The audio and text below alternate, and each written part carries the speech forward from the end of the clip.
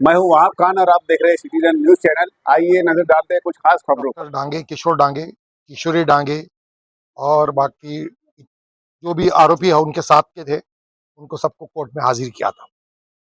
ये सब आरोपी लोगों को 7 जून 2026 को अटक किए थे पुलिसों ने, और पहले 12 तारीख तक इनकी पीसी बढ़ाई गई थी।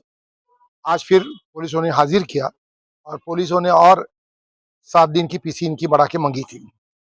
मैं इसमें से डॉक्टर प्रीति जाधव, जो एनेस्थेटिक है, भूल तज्ञ है, उनके तरफ से मैं अपीयर हुआ था और मैंने कोर्ट को बताया कि भूल तज्ञ का जो रोल है वो सिर्फ भूल देना, और उसके बाद में जो भी है डिलीवरी बाद पेशेंट को, पेशेंट को उसको कॉन्शियसनेस आ गया, वो होश में आ गया, तो उसको वो चले जाती है, तो इसका कोई रोल नहीं है।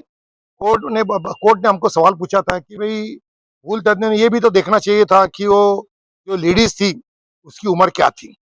उस वक्त कोर्ट को हमने बताया कि जो पेपर से, वो पेपर पे डॉक्टर किशोरी डांगे ने 19 साल की उसकी उम्र लिखी थी। उसका ब्लड रिपोर्ट कॉल किया था सेवा ब्लड बैंक का, उस पर भी 19 साल की उसकी उम्र लिखी गई थी। हमने वो देखे और उसके बाद में भूल दिए, और वो पेशेंट होश में आने के बाद हम चले गए। हमारा कोई ऐसा कोई भी रोल नहीं है और फिर से पैसे इसकी बढ़ाने की कोई भी जरूरत नहीं है। लेकिन कोर्ट ने सभी वकीलों का आर्गुमेंट सुनते हुए, किशोर डांगे के वकील, किशोरी डांगे के वकील और बाकी भी जो भी थे गवड़ी इनके वकील, सबका आर्गुमेंट सुनते हुए ये मैटर की थोड़ी ये व्याप्ति बहुत बड़ी है, इसलिए कोर्ट ने फिर से इनको 16 जून तक इनको सबको पीसी में रखने का आदेश आज पारित किया है। टोटल कितने आज कितने आरोप आज है? आज मेरे ख्याल से 9 आरोपी आज कोर्ट में हाजिर किए थे। केस में अभी तक कितने आरोप? 11 आरोपी है, इसमें से एक आरोपी को उन्होंने अभी तक अटक किया नहीं है, अनुजा शेवाड़े करके है, जिन्होंने सिजरिंग किया था, उसको अभी तक पुलिस ने अटक नहीं किया है।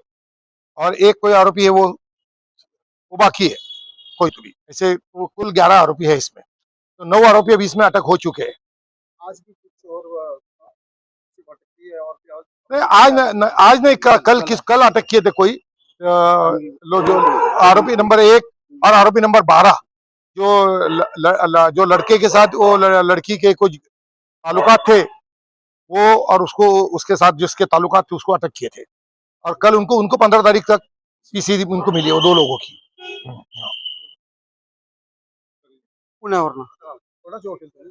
डॉक्टर किशोर डांगे. काय म्हणाला आपण? ऍक्च्युली मी त्यांना सांगितलं की ज्यावेळेस ही घटना घडली होती, किशोर डांगे हे बाहेर होते आणि त्यांच्याकडे इमर्जन्सी मध्ये एक डिलिव्हरी आलेली आहे. त्यांना जस्ट कळालं की मुलाची आणि थोडस पार्ट बाहेर आलेला होता. इमर्जन्सी डिलिव्हरी करण्यासाठी त्यांनी परवानगी दिली होती आणि त्या दरम्यान ती डिलिव्हरी झाल्यानंतर ते बाळ संजीवनी हॉस्पिटलला शिफ्ट केलेलं होतं. ह्या दरम्यान मध्ये ती मुलीची जी वय आहे ते नंतरून निष्पंच झालं की ती लहान आहे. त्याच्यानंतरून त्यांनी जे काय असं पोलिसांना वगैरे जे आहेत त्यांच्या त्रुटी करण्यासाठी त्यांना विलंब झाला त्याच्यामध्ये, आणि ते झालं केलं नाही. मी आज साहेबांना सांगितलं की याच्यामध्ये आमच्याकडनं जे काय घडलेलं आहे, मुलीवर जे काही अत्याचार झालेला आहे, पोस्को ऍक्ट जो झालेला आहे, तो काही डॉक्टरांनी किंवा कोणी केलेला नाहीये. त्यांना जो केलेला आहे तो आरोपी वेगळा आहे. त्यावेळेस डॉक्टर केलेले होते, त्यांची मुलगीनी फक्त असिस्ट होती. त्यावेळेस ती रेडिओलॉजिस्ट आहे, तिचा तर काही संबंध नव्हता त्याच्यामध्ये, असं आपण साहेबांना पण सांगितलेलं आहे. महत्वाचा बाब असा आहे की ती मुलगी लहान आहे, तिच्यावर अत्याचार झालेला आहे, त्याच्यामध्ये इन्व्हेस्टिगेशन होणं फार गरजेचं आहे. हॉस्पिटलनी काही कळवलं नाही किंवा काही माहिती दिली नाही, याचे कलमानुसार काही गोष्टी जे आहेत रिमांडमध्ये पुरेसा रिमांड मिळालेला आहे. त्याच्यामुळे आता पुढचा रिमांड त्यांना गरज नाहीये. पुढचा तपास उलट त्या दिशेने झाला पाहिजे की बाबा जिथं त्या मुलीवर काही त्रास आहेत त्या संदर्भात झाला पाहिजे. डॉक्टरांचा रोल होता तेवढा पुरता डिलिव्हरी केली, तिचा जीव वाचवला, तेवढा संपवला. हा, डॉक्टरांनी पोलिसांना कळवलं नाही की त्यांच्याकडनं चूक घडलेली आहे आणि बाळ सलामत आहे, मुलगी ही वाचलेली आहे, आईचे आरोग्य पण व्यवस्थित आहे, पोलिसांच्या कस्टडीत आहे, आणि जे काय पुढचे व्यवहार वगैरे होते ते दुसरे माणसं आहेत. तर डॉक्टरांनी जसं बाबा अॅनेस्थेटिक असो, डॉक्टर किशोरी तर त्या हॉस्पिटलची मालक सुद्धा नाही, त्याचे वडील आहेत, पण आता ते नसताना बाबा काय अडचण आली तर ती तिथं थांबतीस, हे तिचा रोल होता त्याच्यामध्ये. ही किशोर डांगे तिने गायकोनॉलॉजिस्टला बोलवलं, गायनोकॉलॉजिस्टने सिजर केलं. असं काही कोणते खोटे डॉक्टर आहेत, खोटं हॉस्पिटल असं काही झालेलं नाहीये. दोघंही आई आणि मुलीला वाचवलं आहे, परंतु त्यांच्याकडनं एक चूक घडली. पोलिसांना त्यांनी कळवलं नाही आणि काही गोष्टी तिथं अचानक घडल्या ज्या अजून यायच्या आहेत तपासामध्ये. काही वाद झाले तिकडं, त्या वादाच्या घाबरण्यामुळं काही रेकॉर्ड्स त्यांनी त्या मुलीचं डिस्क्लोज होऊ नये पब्लिकली. उद्या रेकॉर्ड जाईल, एखादा व्हिडिओ रेकॉर्ड जाईल किंवा तिचं काही नाव जाईल आणि ते कुठेतरी व्हायरल होईल म्हणून काही एव्हिडन्स आम्ही स्वतःच ते हे केलेले होते.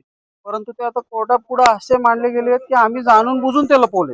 असा काही उद्देश नव्हता. उलट ज्या उद्देशाने जसं कोर्ट कायदा कानून वापरतं की ह्या मुलींचं नाव निष्पन्न झालं नाही पाहिजे, आज त्या मुलीची आम्ही व्हिडिओ रेकॉर्डिंग किंवा काय ते काही लोक आली होती आमच्या हॉस्पिटलमध्ये तोडफोड विचारपूस करायला. उद्या ती रेकॉर्ड त्यांच्या हातात लागली असती, तो कुठं व्हायरल झाली असती. ह्या अनुषंगाने आपण काही रेकॉर्ड्स हे केले, मिटवले त्या मुलीच्या सेफ्टीसाठी. परंतु आता त्याच्यामध्ये ठीक आहे, आम्ही ते सुद्धा मान्य केलं आहे, पण त्यानुसार त्याचे कलमांचे जे आहेत त्यांची गांभीर्यता आमच्यासाठी जास्तीत जास्त म्हणजे रिपोर्ट न करणे पोलिसांना, त्या मुलीची एज व्हेरीफाय न करता आम्ही काही गोष्टी केल्या, पण त्या आम्ही कॉन्स्टिट्यूशन प्रमाणे तिचा जीव वाचवण्यासाठी केलेला. ह्या गोष्टी बऱ्याच तपासामध्ये पुढे जाऊन येणार आहे. आज दोषी आहे नाही हे ठरवता येत नाही.